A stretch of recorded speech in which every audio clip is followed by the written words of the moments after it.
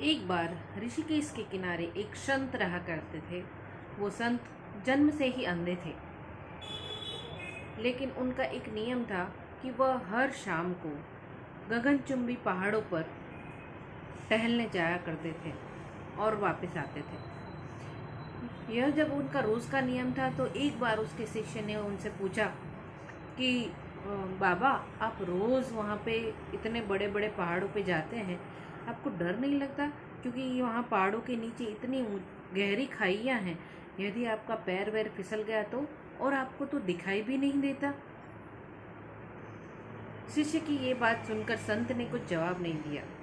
थोड़ी देर बाद कहा, आज शाम को तुम मेरे साथ चलना।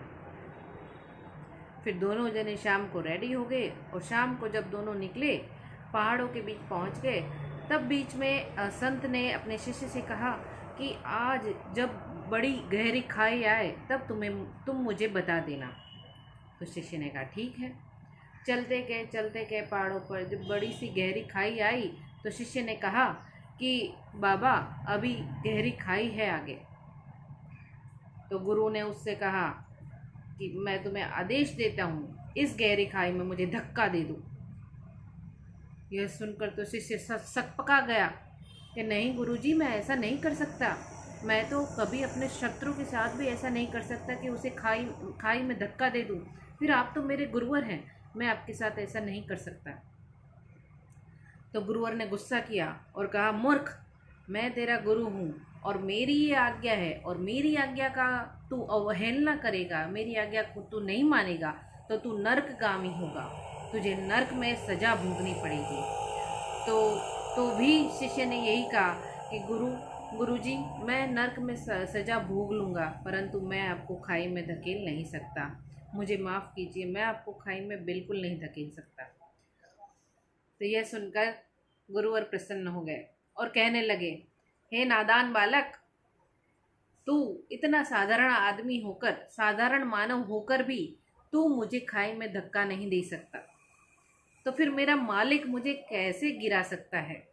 वो तो हमेशा नीचे गिरे हुए लोगों को उबारने के लिए, नीचे गिरे हुए लोगों को उठाने के लिए अपना हाथ देता है, वो मुझे कैसे कभी गिरा सकता है?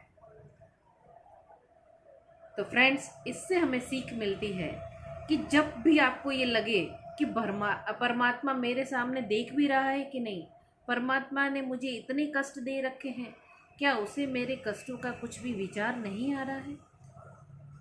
क्या परमात्मा ने मेरे लिए कभी कुछ सोच नहीं रखा है?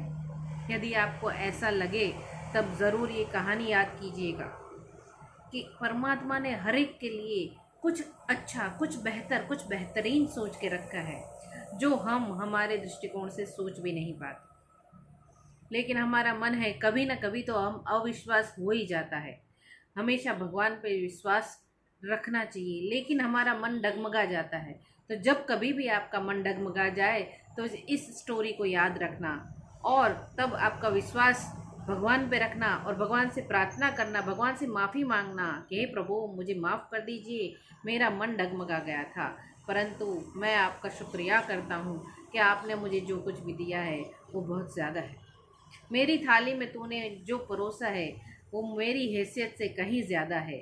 ए खुदा, तू मुझ पे जो भी दे रहा है, जो भी मुश्किलें दे रहा है, उसमें मैं तेरा शुक्रगुजार करता हूँ और मुझे तुझ पर पूरा भरोसा है।